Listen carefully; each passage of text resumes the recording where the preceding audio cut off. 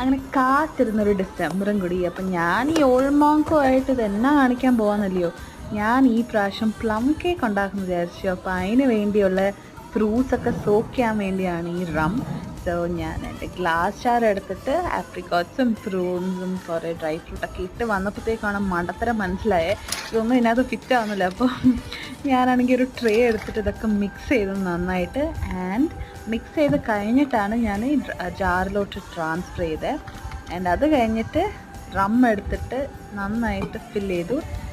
And ഇത് actually നമുക്ക് എത്ര വർഷം വേണമെങ്കിലും ഇത് പ്രിസർവ് ചെയ്യാം. സോ ഇത് ഞാൻ നെക്സ്റ്റ് ഇയർ യൂസ് ചെയ്യും. ആൻഡ് ഇത് ആക്ച്വലി ഞാൻ എല്ലാ റമ്മും എടുത്തായിരുന്നു, പ്രത്യേകം മാറ്റി വെച്ചിട്ടുള്ള എല്ലാ റമ്മും ഞാൻ ഇതിൻ്റെ അകത്ത് തന്നെ ഒഴിച്ച് തീർത്തു. ആൻഡ് ഞാൻ അടുത്ത വീഡിയോയിൽ എൻ്റെ പ്ലം കേക്കുമായിട്ട് ഞാൻ വരുന്നതായിരിക്കും. അപ്പം every one have A happy December.